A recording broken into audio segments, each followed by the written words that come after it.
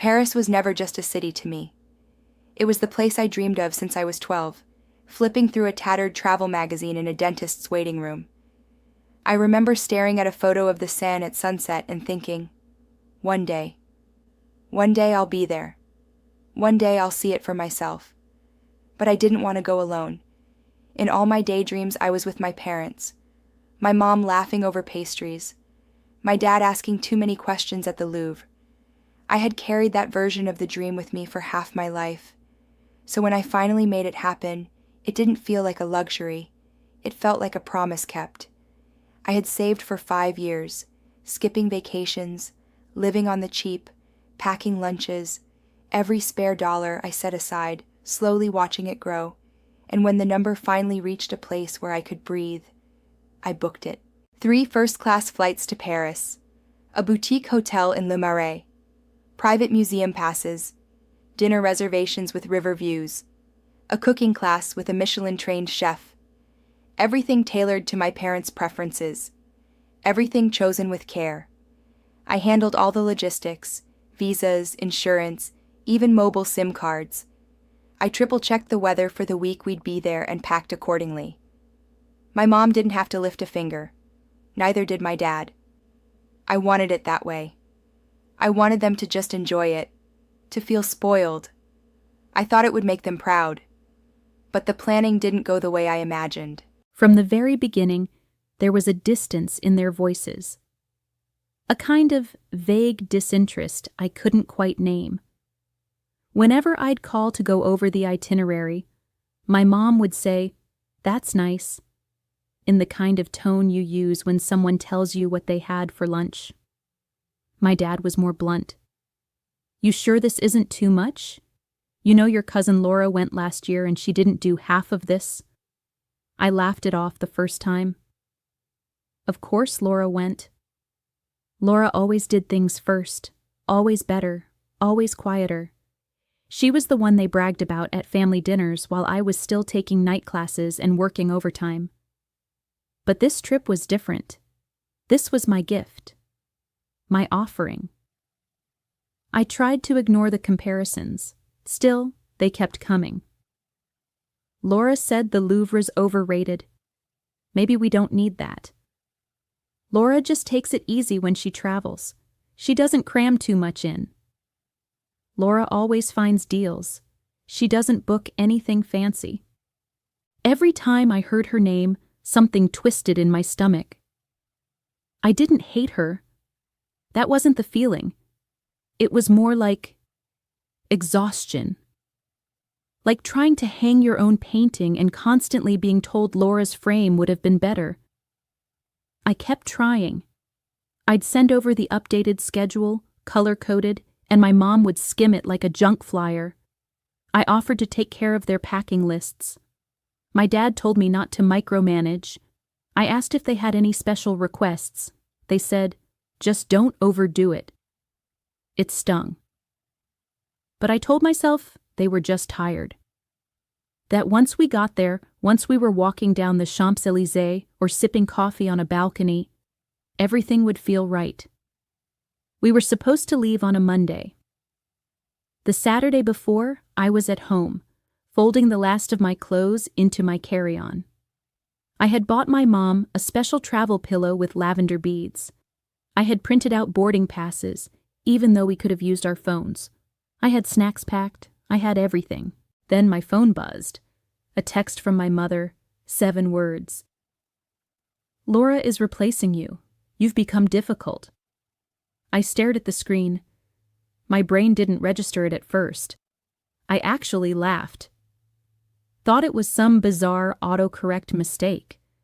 Thought maybe she meant to say, "Laura is replacing something. A shampoo bottle, a battery, anything." But then another text came through. From my dad this time. "We think this trip will be smoother with Laura. We'll see you when we get back." No call, no explanation, no apology. I tried calling immediately. No answer. I called again. Straight to voicemail, I sent a message. "Are you serious? What are you talking about? I paid for this. I planned it. This was our trip. Nothing." I called again. My mom declined the call this time. I sat there in my apartment, surrounded by neatly folded clothes, itinerary printouts, and thoughtful little things meant to make them comfortable. And all I could think was, they didn't even ask. They didn't call to talk it out. They didn't say they were having doubts. They didn't ask if I was okay. They just replaced me. Like a hotel upgrade. Like a restaurant reservation. Like something easy to swap out. Laura, apparently, had agreed without hesitation. The same cousin who always got the gold stars. The easy praise. The soft words. The benefit of the doubt. She had my seat. My ticket. My dream. I didn't sleep that night. I barely moved. I remember sitting in the same spot on the edge of my bed, the little lavender pillow still sitting in the open suitcase. I kept refreshing my phone like it would undo itself. It didn't.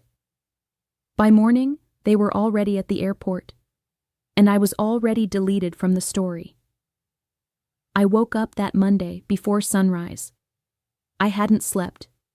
Not really. Just drifted in and out, my mind circling the same question over and over again. They couldn't actually go through with it. Could they? I kept telling myself there would be a call, that my phone would ring, and my mother's voice would be shaky with guilt, saying, "We made a mistake." That they'd tell me to meet them at the airport, that everything would somehow snap back into place. But the call never came. Just the silence. I tried again, called my mother first, straight to voicemail, then my dad. Voicemail. I tried one more time, pacing the living room with the phone to my ear, hands trembling. Nothing. So I sent a message. "Are you really doing this? Are you actually boarding that plane without me?" With her? I waited. 10 minutes passed. Then the reply came in, from my father. We needed a calmer presence. We didn't want tension on this trip. Laura's more flexible. I reread it twice. Not "we're sorry." Not "we know this hurts." Just that. Laura is easier, and you're not worth the effort. I felt something in my chest collapse. Something soft and long-suffering that had been trying, for too long, to believe they saw me. I sat down at the edge of the bed, barely able to breathe. The itinerary I'd created was still open on my laptop. My passport sat on the table. My suitcase was packed and zipped. I hadn't even unpacked the little pouch with their travel documents. None of it mattered now. I was no longer going. And not because I changed my mind, because I was replaced. And the worst part? They didn't even hesitate. By noon, they were in the air. Flying in the seat I had paid for, eating the first-class meal I had pre-selected for them, wearing the neck pillows I had ordered in their favorite colors. I sat in silence for hours, no TV, no music, no phone, just that heavy metallic numbness that settles in when you realize a line has been crossed and there's no going back. Later that evening, I opened Instagram. I shouldn't have. I knew better. But I did it anyway. And there they were. My mother, smiling under the Arc de Triomphe. My dad in front of the glass pyramid at the Louvre. Laura between them, holding a croissant in one hand and throwing up peace signs with the other. The captions were worse than the photos. "Paris with our girl." Making memories that matter. And then, under a photo of them standing along the Seine, the Eiffel Tower glowing in the background, my mother had written, "Family first." That one hurt more than anything. Because I knew what it meant. They didn't just replace me, they were proud of it. They were making a statement. Publicly. For everyone to see. That I had been deemed difficult. That I had been left behind. And they didn't regret it. I turned off my phone, closed the curtains, and cried in the dark. Not because of the missed trip, not even because of Laura, but because it finally hit me all at once. It was never about Paris. It was never about the money or the plans, or even the effort I had poured into making it perfect. It was about how easy it was for them to discard me, how ready they were to enjoy the dream I had built without me in it, how quickly they turned a shared experience into a stage they could repurpose for someone else, someone more flexible, someone who didn't ask questions, someone who didn't need to be seen. I lay there, wondering if they were sitting at the cafe I had researched for months, the one with the famous rose tea and the perfect view of Notre Dame. I wondered if they'd open the gift envelopes I had prepared, notes I had planned to give them each morning of the trip. Handwritten, one per day. I had hidden them in the lining of my mom's travel pouch, thinking it would be a sweet surprise. Something meaningful, something personal. I wondered if they'd find them, and if they did, would they feel anything at all? Or would they just toss them away like they had with everything else? That night, I didn't tell anyone what happened. Not my friends, not my coworkers, not even my neighbor who had offered to drive me to the airport. I didn't want sympathy. I didn't want to explain. I was too ashamed. Because the truth was, I had wanted this trip so badly. I had pinned so much meaning to it. I had believed it could heal something. That maybe, in the magic of Paris, they'd finally look at me and see the daughter who tried. The daughter who gave. The daughter who loved them enough to dream them into her own joy. Instead, I was watching strangers live out my vision like it had never belonged to me in the first place. 2 days later, I got another text. From Laura. Just a photo. The three of them at dinner, smiling, plates half-eaten. The Eiffel Tower lit up behind them through the restaurant window. No caption, no message, just the image. A subtle reminder of the place I didn't deserve to be. Or maybe, just maybe, a glimpse into a game she was proud to win. I didn't respond. I deleted the photo, and I realized then it wasn't just the trip they'd taken from me. It was the last fragile thread of hope I'd been carrying. Hope that I could ever be enough for them by trying harder. Hope that love could be earned by effort. Hope that family meant anything more than convenience. They were in Paris, but I was the one finally waking up. The day they landed in Paris, I stayed in bed. I didn't open the blinds, didn't brush my hair. I drank water only because my lips started cracking, and I didn't check my phone until I did. Of course they posted. A photo of the three of them, standing at Charles de Gaulle Airport, my mother holding a little bouquet of travel roses, Laura in a beige trench coat that looked suspiciously like one I had bookmarked months ago. My father captioned it, "Our Paris adventure begins. With the right energy this time." That line hit harder than the rest. The right energy. As if I had been the wrong ingredient all along.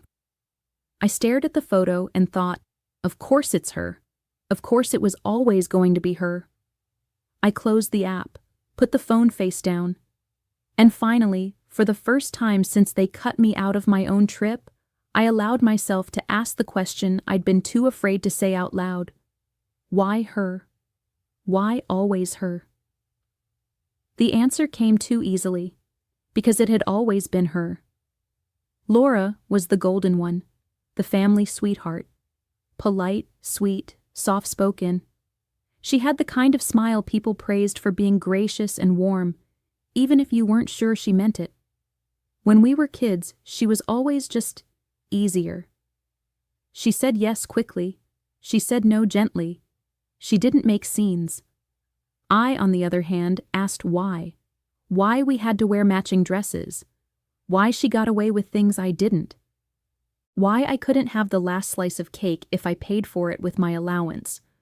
I wasn't rude, I was curious, I wanted fairness, but in my house, curiosity sounded a lot like defiance.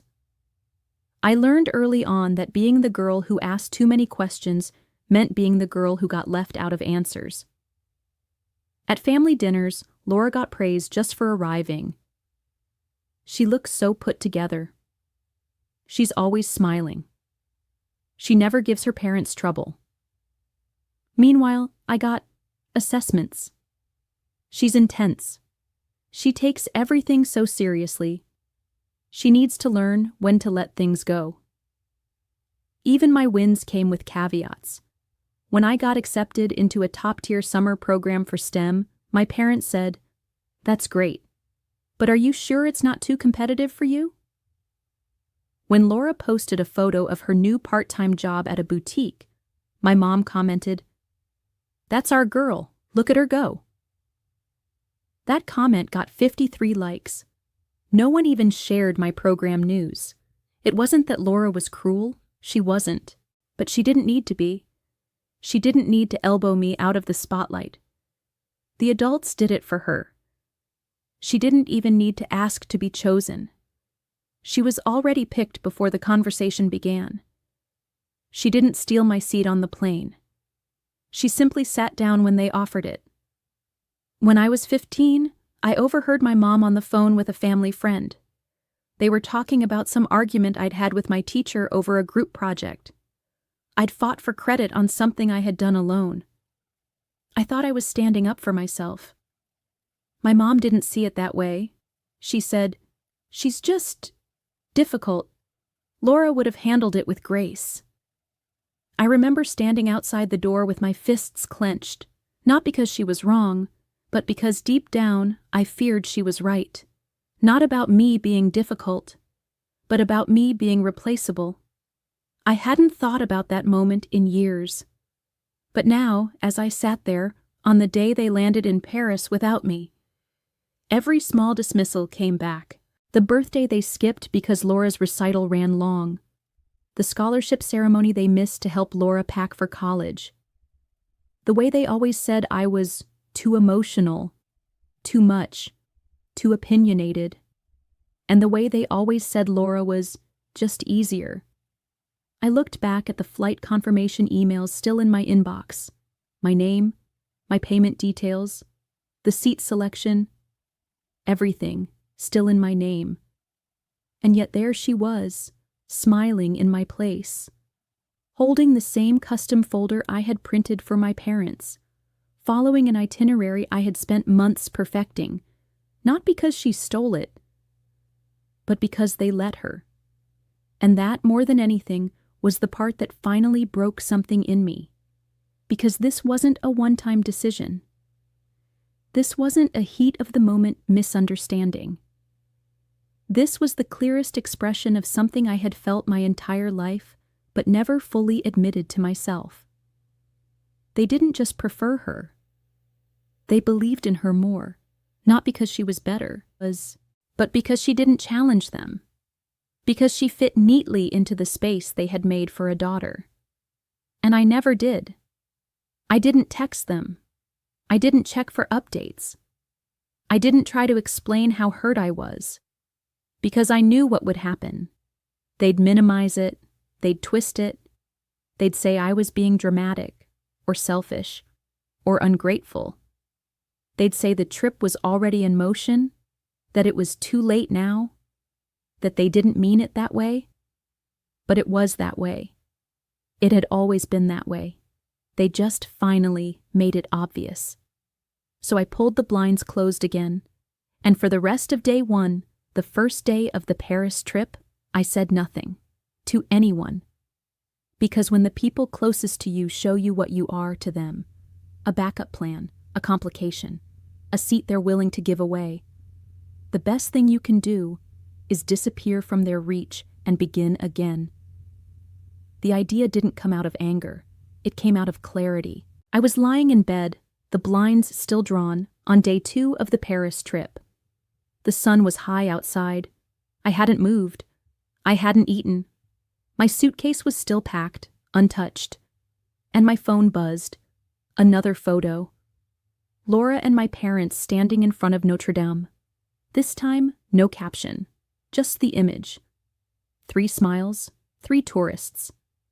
In a city I had spent 5 years dreaming about. In a trip I had paid for, planned, printed, booked, down to the last meal. And I thought, why am I still paying for this? Literally. Why am I funding a betrayal? The flights, the hotel, the tours, the reservations, all in my name, all charged to my account. They took me off the trip, but they kept the benefits, until now. I opened my laptop, pulled up the booking platform. The flights were non-transferable, which I had explained in my first draft of the itinerary. But I had rebooked the tickets under a flexible fare, just in case something came up and we had to reschedule. I hadn't expected this. The confirmation number was still active. I clicked Manage My Trip. The page loaded, and there it was, 3 passengers, all flying out of Paris in 4 days. I selected Cancel Itinerary. A prompt appeared. Refund will be processed to original payment method. I confirmed, then I called the hotel. The reservation desk answered. I gave my full name, my ID number. I explained that I needed to cancel the entire booking due to an emergency. The man was polite. Of course. Since the reservation was made directly and prepaid, the refund will be returned to the original card on file. Perfect. I clicked through the cancellation process online, pressed Submit. The hotel confirmation disappeared from my inbox. Next, the tours, the private Louvre guide, the cooking class, the boat dinner on the Seine. All of it was booked through my master account. All of it canceled, all of it refunded. And then, I sat back in my chair for the first time in 2 days. No one called me difficult. No one replaced me. No one said thank you. But for once, I felt in control. The next morning, I did what I hadn't done since they landed in Paris. I checked their profiles, and the tone had changed. No more bold captions, no more planned poses.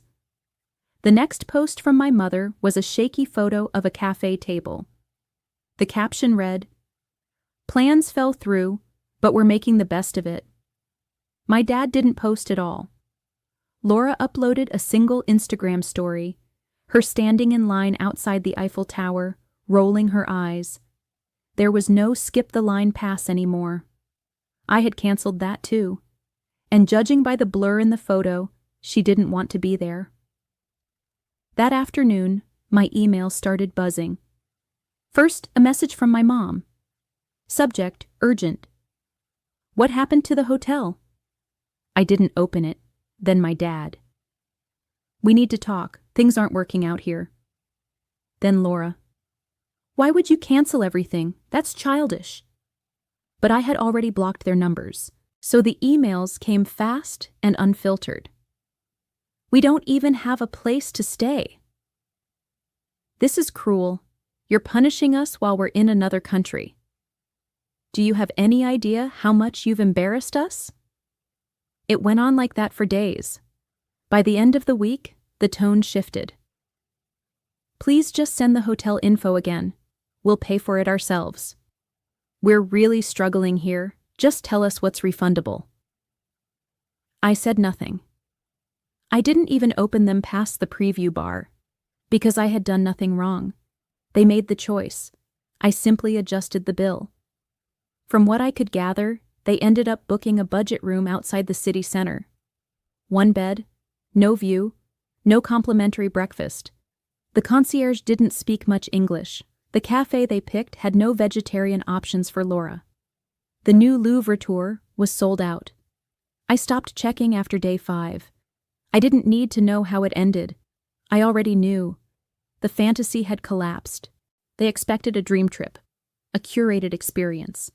A week of luxury, ease, and photo-ready memories, all paid for by the daughter they had locked out of the frame. But now, they had to pay, literally, emotionally. And they had to do it with Laura, the girl who never had to lift a finger.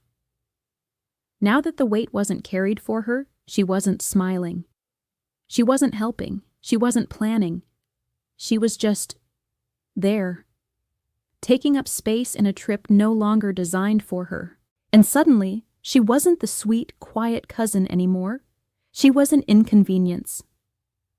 They tried calling again, different numbers, emails from alternate accounts, even a message through a mutual family member, someone I hadn't spoken to in years. "She just wants to talk," the message read. "They didn't mean to hurt you." But they did.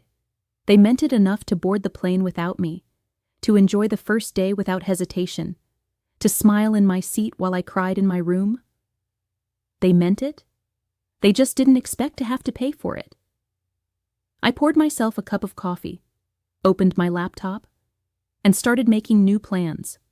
Not out of revenge, not out of spite, but because now I had space, and no one else was going to fill it but me.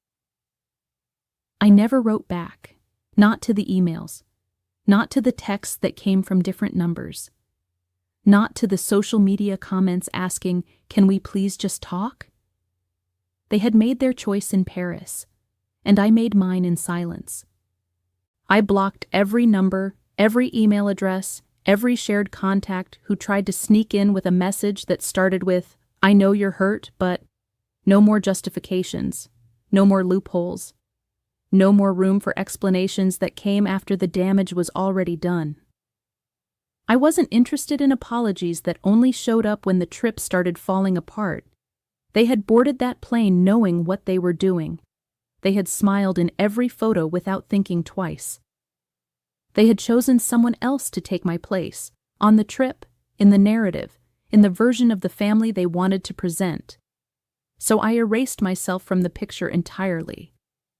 In the early days after the cutoff, I stayed quiet. I wasn't okay yet, but I was clean. The noise was gone. The pressure to explain, justify, be reasonable, all gone. For the first time in my life, I didn't feel like I owed anyone an emotional performance. I didn't have to pretend I was fine. I just had to keep breathing. And then, one day, something inside me whispered, "Start." It was small at first. I took on a freelance project. Something creative, something mine. Then another, then a referral. The work didn't come easy, but the satisfaction did. I wasn't building for approval anymore. I was building to survive, then to grow, then to thrive. I didn't post much, didn't brag, didn't perform success like a victory lap, but I stayed consistent. Month by month, I watched my income grow. I watched my confidence return. I watched my nights get quieter, steadier. And slowly, I began to feel a different kind of power. The kind that doesn't need to be seen to be real. The kind that comes from knowing exactly who you are, even when no one else claps for you. Eventually, I moved. New apartment, new neighborhood, new routines, a clean place. One I chose for its light, not its proximity to anything familiar. No framed family photos, no inherited furniture. Just things I picked for comfort, for softness, for me. My business kept growing. Clients came to me now. I started getting invited to speak on panels, to collaborate on larger projects, to lead. And still, I didn't look back. My parents never stopped trying. Emails on holidays, messages that felt like recycled templates. "Hope you're doing well. We miss you. You know we didn't mean it that way." But there was nothing left to open, nothing left to return to. Because they hadn't just betrayed me once. They had shown me the system they lived by. One where love was conditional. Where I had to behave a certain way to be included. Where my value was always weighed against someone else's ease. I had lived in that system my whole life. And Paris was just the final invoice. They didn't just take me off the trip. They proved that when given a choice, they would choose the person who made them more comfortable, even if it cost them their daughter. So no, I didn't respond, and I never would. Years passed, real years. Holidays came and went. I celebrated them with new people, friends who became family, people who saw me, chose me, never asked me to shrink. I took birthdays back, went out of town, had dinners with people who laughed without comparing me to anyone else. I traveled. Alone, at first. Then with those I trusted. Cities I once dreamed of, I now moved through with ease. Not because I needed to prove anything, but because I could. I didn't need an audience anymore, only peace. There were moments, quiet ones, when I'd remember the old version of myself. The girl who printed out itineraries and handpicked travel snacks and wrote little notes for her parents to open each day in Paris. The girl who hoped so deeply that the trip would fix something. That girl still lives inside me. But she's no longer waiting at the door. She's no longer sitting by the phone, checking for messages. She's no longer asking what more she could have done. Now she's standing next to me, older, wiser, unbothered. One day, I received a message from a mutual family contact. They said my parents had been really trying to reconnect. They said Laura had moved on and wasn't close with them anymore. They said things had changed. I said nothing. Because here's what they don't understand. It's not about anger. It's about trust. And once trust is broken in that way, when it's not just cracked, but shattered and swept aside, there's no going back. Not because I'm unforgiving, but because I've finally learned what I'm worth. I don't hate them. I don't wish them harm. I just don't need them anymore. And that kind of freedom, it's irreversible. It happened on a quiet Tuesday morning. I was sipping coffee in my office, the windows open, the city humming faintly outside. One of my clients had just approved a major contract. Another was flying me out to speak at their annual summit. My team had grown from a one-woman hustle into a small, powerful force. My assistant had just emailed me about the end-of-year budget surplus. And I sat there, taking it all in, when a thought flickered across my mind. It's time. Not for work, not for another milestone, but for something I had buried for too long. A celebration. Of life, of healing, of everything I'd built. Not to prove them wrong, but to remind myself I had made it without them. I opened my calendar and blocked 3 weeks. Then I opened a new tab and typed one word. Paris. This time, there would be no last-minute itinerary begging for input. No bending over backwards to please people who thought I was too much. This time, there was no need for permission. This trip would be mine, entirely mine. And I would share it only with those who deserved it. I booked 12 first-class tickets. I rented an 18th-century chateau on the outskirts of Paris, lavender fields, stone terraces, hand-painted ceilings. I hired a private chef team. Not for show, for nourishment, for joy. Daily custom tours, river picnics, nights of live jazz in intimate corners of the city. But more than the luxury, it was the guest list that mattered most. I invited the people who had shown up when I was nothing but quiet grit and late-night tears. My best friend, who brought groceries when I couldn't get out of bed. My first client who paid me full price when I had no testimonials. The neighbor who sat with me the night the trip was canceled, saying nothing, just staying close. Mentors, collaborators, friends who became family. 12 seats, 12 names. Not one of them my parents. And definitely not Laura. Word travels fast in families, even broken ones. 2 weeks after the invites were sent out, I got a message from a cousin I hadn't spoken to in years. They wanted to confirm if the Paris rumor was true. I didn't respond. 3 days later, a message arrived from my mother's email. We heard you're planning a big trip, Paris again. Is there any chance we could join? We'd love to be part of it this time. This time. As if there was ever a we. As if they hadn't chosen someone else when it mattered most. As if the first trip was just an oversight, not a betrayal. I stared at the message for a long time, and then deleted it without a second thought. Next came a message from my father. "We'd like to talk.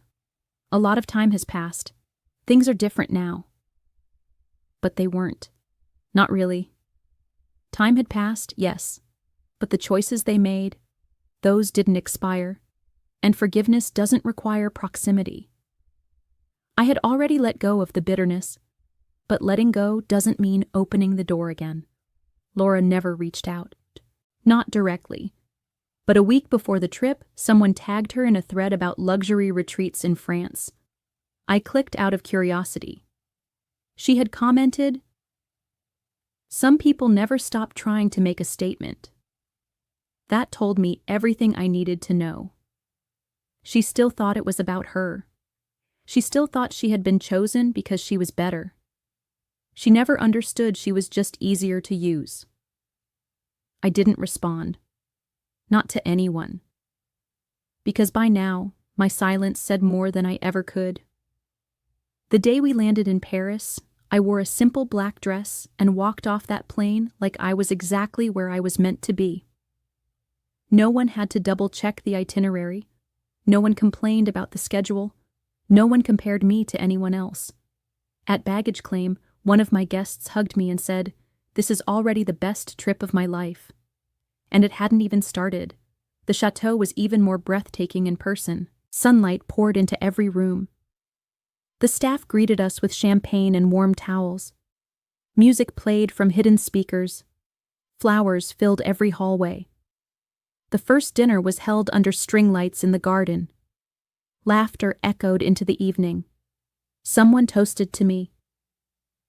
To the one who kept going when nobody believed in her, and who now makes space for the rest of us to feel like we belong. I didn't cry. I just smiled, because that's all I ever wanted, a place to belong, without having to disappear. Over the next 2 weeks, we danced, explored, feasted, rested. No one argued about what to see. No one said I was too emotional. No one tried to shrink me. Every night I fell asleep knowing I was not just included, I was celebrated. Halfway through the trip, I got another email. It was brief. From my mother. "I'm sorry, I should have never replaced you. I hope someday you'll let us back in." I sat with that line for a while. It wasn't cruel. It wasn't defensive. It wasn't manipulative. It was just too late. I didn't respond. Not out of malice, but because I had already created a life where their presence was no longer required, and no apology could undo what it took to get here. They weren't on the guest list. And they never would be, because this time the table was set for those who had earned their seat. It was my last morning in Paris. The chateau was quiet. Most of the guests were still asleep, their laughter from the night before lingering softly in the halls like the fading scent of perfume. I slipped out without a word. Just a coat, my camera, and a scarf tucked loosely around my neck. I didn't take a car. I walked, through narrow streets that smelled like fresh bread and early rain, down stone alleys where the buildings leaned in like old friends trading secrets, until I reached the edge of the river. The Seine shimmered, calm and slow, like it had nowhere else to be. Neither did I. I stood there for a long time, alone on the quiet bank, watching the city stretch awake. Paris. The word still felt like a miracle in my mouth, but it wasn't the Paris I had dreamed of as a little girl. That version had been tied to them. To the hope that if I planned it perfectly, if I paid, prepared, gave, it would unlock something soft in my parents, something that would finally let me feel chosen. But that version of the dream had been built on scarcity, on needing permission to be loved. This one? This Paris was built on truth. And I didn't have to be replaced to belong in it. I pulled out my phone and took a photo. Just one. No filters, no edits. The river behind me, the sunlight wrapping gently around my shoulders, It wasn't dramatic, it wasn't posed, it was peaceful, and in the caption I wrote, "This time, no one had to be replaced." Then I put the phone away. That was all that needed to be said. I didn't post the chateau. I didn't post the dinners. I didn't post the view from the master suite, or the toast under the stars, or the moment when one of my guests cried because it was the first time they'd ever felt truly celebrated. None of that needed to be public. Because the win wasn't in the wealth. The win was in the quiet. The stillness inside me that no longer begged to be seen. As I walked along the river, I thought about all the versions of myself that had led me here. The girl who shrank her voice to make room for others.